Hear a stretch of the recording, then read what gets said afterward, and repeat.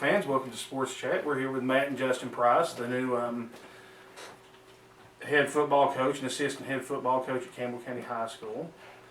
Guys, thanks for coming on. Thanks for having us. Pleasure to be here. Might as well go ahead and get started. What was the big deciding factor in coming to Campbell County? Because I know a lot of people, would say, man, you left a program with great support, proven track record, a lot of success, to come to what some people would deem a coach's graveyard. Well, I think, I'm all about surrounding myself with the right people. And I think to be successful in life, you're all the times you reflect the people you surround yourself with. And, I think this was an opportunity for Matt and I to come and kind of build something with people that I believe in, that I believe that have this school system, that have this community going in the right direction, and something I really wanted to be a part of. Well, I'm glad you all came back. We had obviously some coaching turmoil in the last little bit, and hopefully with you all here, the program can stabilize out and I would say get back on a winning track, but really, you guys are hopefully going to get us on a winning track. Yeah, I think it's important. That's kind of our mission or our vision of this program is to maximize the potential. And I think every program in all levels of football, there's a certain point that you can get to. And I think that's what our goal right now is to kind of maximize campaign, and let's just see where it takes us. And you're familiar with all the competition because Campbell County and Anderson County are in the same. Is it district? Yeah. They've changed all. Yeah. It's all kinds of 5A in the playoffs. So these are teams you're used to seeing already. There's not a lot of surprises. And that's one thing we were saying about this job that's a little more inviting than years past is used to Campbell County played with the big dogs every night. Right. Now you're in a more level playing field where everybody's got the same amount of players, everybody's got the same type of kids, where in the past, when 10 years ago, you were playing Oak Ridge, and even though you play Oak Ridge, but you're playing them every week. You're playing Ferry, you're playing William Blount, you're playing the teams like Maryville, and not necessarily Maryville, but the bigger schools, Ferry, Dobbins being it. And not saying that Campbell can't compete with those, but it's tough week in, week out. Now you're looking at a schedule in a district where everybody's got 30, 40 kids, sometimes upperclassmen, then you can throw in another 20 freshmen. But like I said, I think the sky, like I said, the track record is what it is, but I think this program hasn't been maximized. Oh, it's got potential. I absolutely agree it has potential. How big were y'all's roster at Anderson County? How many players do you need? I would say varsity, we would suit anywhere from 45 to 55 every year, and then we'd have about 20 freshmen. So we would be pushing 75 top end. I've seen it where we've had only 60, and so far this off season, numbers wise, we are very comparable to Anderson County. Our numbers have been well so far, and I've only been here a week, but that's really good news for me to hear Yes. because toward the end of last year, they were struggling with 35 people. And I think the struggle in any high school you go to is there's only X amount of athletes in a school, and you got a lot of sports, and it's good to share them, but there's some kids that just aren't meant to play more than one sport, and I understand that. Now we want them all to come out and give us an opportunity to show them that this is something you want to be a part of, but at the same time we understand we're going to coach the kids that we have, and right now the excitement's there, and they're working hard, and I think our numbers are up. So that's good news to me. I was reading an article about Alcoa earlier today, and said that they have 95 kids on their roster. It's 500 kids in the school. So 40% of the males and the students wanted to play football. So you got to get that excitement going. Yes, sir. And get people. And in that same article, it was people going out of their way to avoid playing Alcoa, which just blew my mind. Yeah. And that's one thing we've been careful of. When you're building a program, you get things started around. It's hard, even though you want to. You can't compare yourself to an Alcoa and Maryville. Right. You compare yourself to the teams in your district that first and foremost, the enrollment's about the same as yours. As far as success of the program is about the same as yours. And those are the programs you and like I said, I talked to a coach the other day, he's got 30 working on another 5A program. And we're almost double that. So, and like I said, we got to take that excitement, we got to run with it, and hopefully that's what numbers will cause this program to turn over. Now, the two middle schools have actually had some pretty good success the last few years. Can you sort of see that in what you have up there, that you've got some guys that are a little bit more used to playing winning football? Yeah, you can tell like I said, I don't know the kids personally, and like I said, I've not watched a whole lot of Jacksboro or Follett Middle School the last few years, but there is a mystique about some of those guys where they want to be winners, and they're in there, they're busting it. We tell them to do something, they do it. It's yes sir, no sir, and you know, they're selling out. It's kind of like our slogan's all in, and I think we got a lot of guys. Day one said we're going to be all in on this program. We're going to do what it takes, and doing the right things and maximizing their potential, maximizing the program's potential, maximizing the whole community's potential. Now, I was up at workouts. What was it? Tuesday or Thursday last week? Thursday. And it was good numbers. I mean, it was,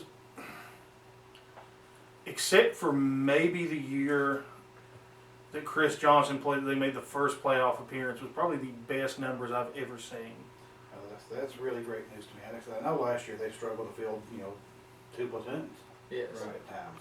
Yeah, that's, and right now that's what we're trying to get, is get to know these players to see if we have the bodies to 2 platoon. We're just going to make sure where we get the players in the best situation, their best position that they can right now. Well, you always try to have your best athletes at the high school level on both sides of the ball if you can. Yes. To some extent. You do, and that's one thing we're trying to figure out. And a lot of times we can take a kid if as long as he's playing one position and he gets those repetitions, that he can master the skills needed to play that position better than anybody else on the team. And right now that's what we're trying to figure out. And like you said, sometimes in high school you're gonna have those 3 to 4 special athletes that, as a coach, it's hard to keep them off the field anytime. Right, now I noticed you had a couple of fellas. Josh James is there, of course. And you had a guy in the weight room running workouts. That he seemed to be pretty intense working with them. That's probably Jason Smith. It is, that was his name. He's a former, actually, he coached with us at Anderson County my first year. Right. He's originally from Halls, played at Halls under Coach Kerr.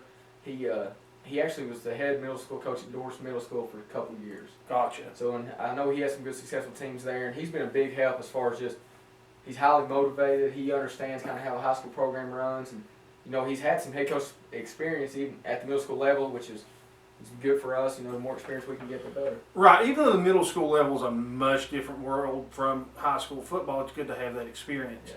Now, speaking of the 2 middle schools, now we talked before we went on the air, it would be good to have them on board with your system. And obviously this year it's going to be tough. Do you think, and I know y'all run a really intense system with, especially on offense, how hard do you think it would be to integrate that into the middle school program? I think, we talk about having a specific plan for Campbell County, and part of that plan is to go out and reach out to our middle schools and make sure that they understand that we're here for them. Any way we can help them, whether it's a coaching clinic, they would come up and clinic with us, or even us go down there and help. They're going to help us. I know I talked to Coach Miller the other day. He's going to give me a list of all the 8th grade cell phone numbers, but that's a big part. And I think, our system, I've seen it work, because we last year we went and previous school I was at, we went to the middle schools and did spring practice with them.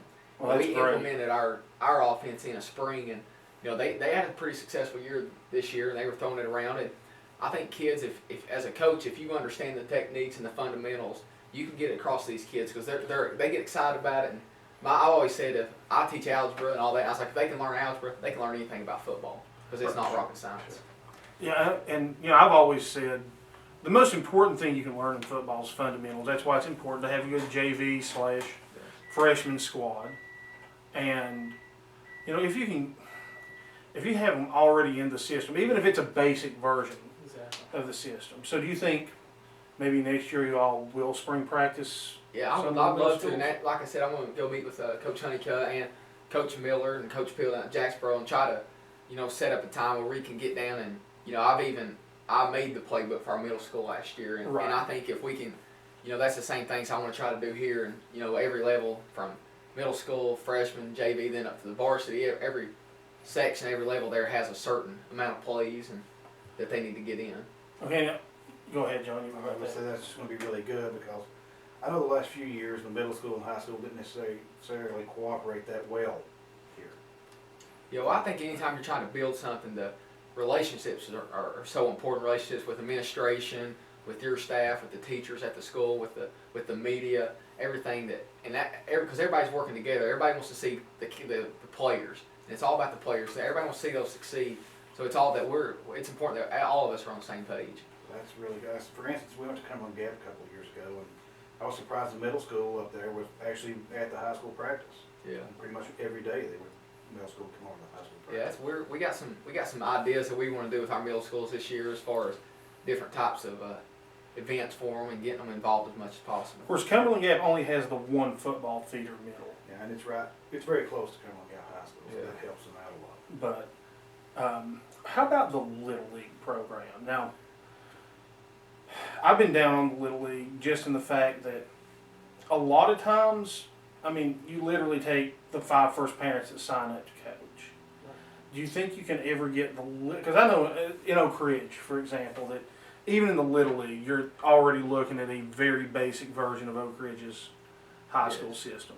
I've talked to a coach, a high school coach that they run the spread, and he was excited that he had the previous Saturday, this was last year, he went and watched the 8-year-olds throwing it around. He said, hey, they're completing 1 out of every 10 pass, but that's going to benefit that kid in the future. And I think it goes back. We're going to actually have a coaches clinic. Now, hopefully, I don't know if we'll be able to set up this year, but one of our ideas and our plan is to have a clinic every year where for the Little League coaches, meals, anybody wants to come up, and we'll get drill videos for them and playbooks, whatever we can to help them. Because, like I said, building those relationships and everybody being on the same page is only going to benefit us in the future. And it's really to the benefit at the middle school level if they can actually run that offense. Because you don't see it much in middle school. Right. And LaFollette was extremely effective running a wide open passing attack. Yes. Maybe not necessarily the offense you run, but Right. last year it really improved their fortune in football. Yeah, I mean, it's the first time, especially in the middle school area, that I've seen a team control the field by passing. I mean, it just, and I've been around middle school football a long time. You guys know that. Yeah. And I like what you said about the coaching clinic, because especially the last few years I was at Jacksboro, I mean, we really were basically on our own. I mean, Luke was there. We went to UT clinics and all that, and that's what we worked through was UT's drill book and all that. I have nothing against Coach Wells. He did a good job here, but that was one of the big things to me is that you didn't see the middle school coordination for the high school. Yeah, and that's important. Like I said, the relationships building with everybody that's involved through program, and the reason I say it's important because it benefits the players, and the more those players, the more we can give them to be successful and to maximize whatever their potential is, and if we can give them the resources starting at a young age all the way through, it's going to benefit all levels. I know that makes more players want to come and be on the squad up there too. Yeah. And there are good athletes walking the halls that I know played football on the middle school level that aren't necessarily playing right now. I know a lot of them have a better at other sports maybe and choose that one, but so I encourage anybody, go up and try out for these guys. A lot of the basketball players the last few years did not have the option if they wanted to play basketball. I mean, that was the one beef I had with Coach Jones, is that he was not willing to have his athletes play any other sport. That's why they lost Cody Malaco to Jellicoe, because he's a baseball player too. See, I would rather see the coaches allow. I guess you'll allow them to play other sports. Yeah, I think it's important that you got any high school you got to share athletes, and I think at the same time you got to respect the in seasons and off seasons and post seasons of every sport. Right. I mean, and it goes back to building relationships with the coaches within the school. I've already talked with Coach Housley and Coach Collette, and I think we got the same goal, and that's for Campbell County to be successful in all the sports. Well, that's what we would love to see too. It gets tough. I mean, it really does, to write every week about the woes of what's happening with the school. And last year was a rough year for Cougar football. And we're about ready to wrap this segment up. We'll be right back with segment 2 with Matt and Justin Price.